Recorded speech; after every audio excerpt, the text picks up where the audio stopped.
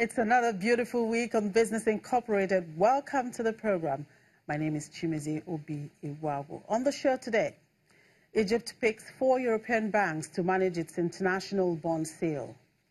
And Tanzania's president asks the country's central bank not to bail out any struggling banks. Plus, South African Central Bank takes control of VBS Mutual Bank.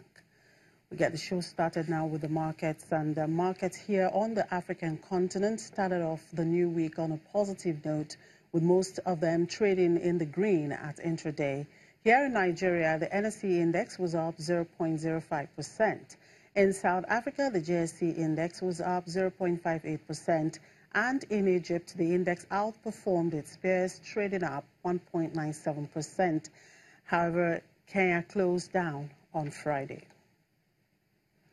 And in the Middle East, Qatar stock market rose sharply at intraday because of a jump by Qatar National Bank after the bank said it will raise its ceiling for foreign ownership.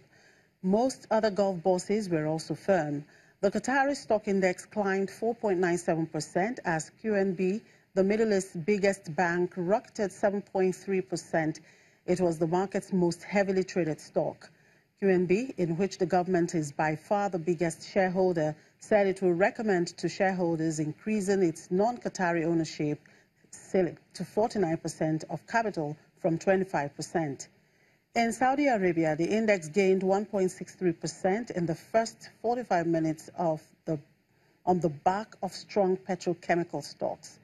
Exchange data released after the close on Sunday showed foreign investors were net buyers of Saudi stocks last week to the tune of $115 million as they positioned for expected decisions by equity index compliers in the next few months to upgrade Riyadh to emerging market status.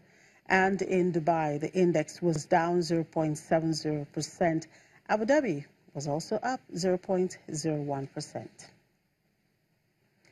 In Europe, equities traded higher in early trade as investors continued to digest a stronger-than-expected jobs report in the U.S.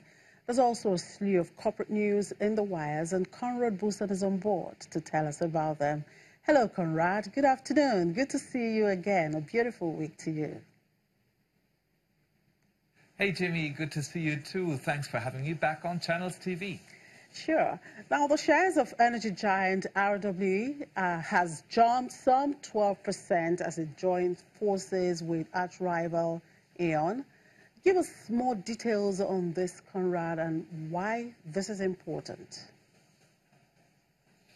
You know, Jimmy, the two companies that we're talking about here, E.ON and RWE, really have been arch rivals for decades. So the mere fact that they are joining forces here is a historic shift in strategy.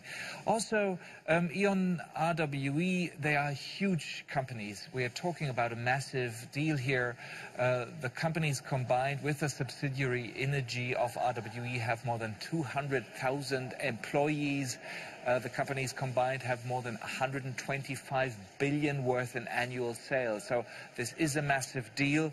And it also, from a European point of view, looks like there has been a shift in strategy as those companies are now creating what's called a national champion here. A large German company operated from Germany, of course operating in many parts of Europe, but it's going to be a large German player. Whereas up until now, there had been a lot of talk that also other large European utilities like the French Engie might be interested in taking over Energy, but now RWE, E.ON joining forces and creating two new large companies. One, RWE itself, which is going to be the energy and power producer.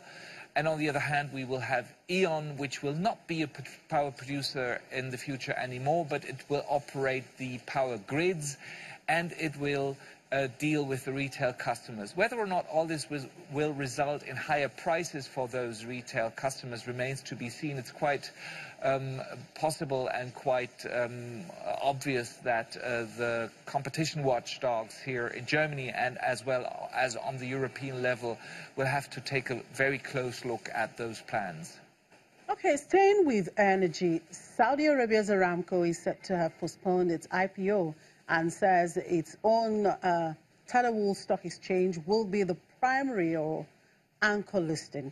Why do you think that is, and what does it mean for London, the marketplace where this IPO was set to potentially happen? Well, I think this indicates really a few things. First off, it indicates that the Saudis don't just want to cash in on the flotation of this large Saudi Arabian oil company, Aramco. They also want to show that they can do business in terms of, flotation, in terms of their own financial center, the Tadawul Stock Exchange in Riyadh. This is not only a major transaction, this is also an occasion and an opportunity for the Saudis to show that they have a well-working and robust and sound financial center.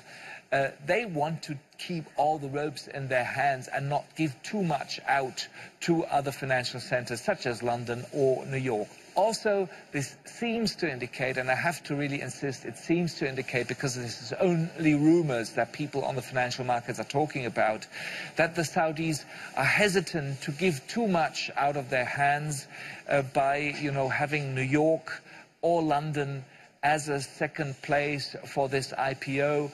The Saudis are said to have been concerned about regulation, too much regulation potentially in those financial centers, London and New York, and also the litigation risk, for example, in America might have been a bit too much for them. What's also being rumored on the financial centers like Frankfurt here is that potentially the Saudis might not go for London at all, or for New York, but that they might choose Hong Kong as the other place to, make this IPO of Saudi Aramco.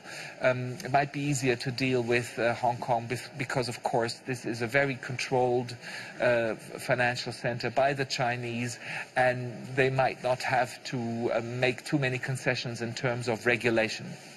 Anyway, let's just hope that this IPO happens very soon. Now, Conrad, tell me, what else is driving trading at this start of the week? Looking behind you, I can see that the DAX is actually looking a little bit down. Are Donald Trump and his import tariffs still making investors nervous?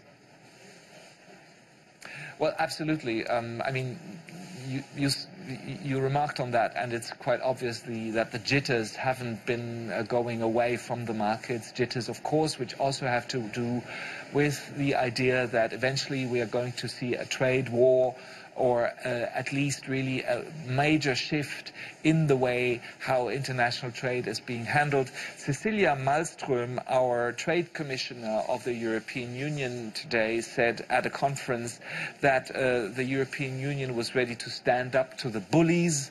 And of course, she didn't mention Donald Trump personally, but by saying that in some places it seems that trade has been to blame for the pains of globalization, and that trade has been used as a scapegoat.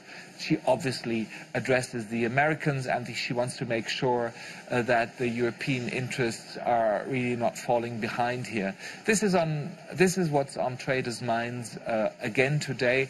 Also, of course, traders are thinking about inflation a lot since that labor market report came out in the United States last Friday. The job motor in the US is still on, but the wage increases have not been rising accordingly. So people here are, of course, talking about inflation a lot, about prices a lot, and what this might mean for monetary policies and interest rates.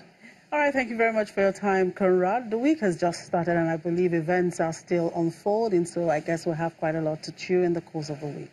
Enjoy the rest of the day.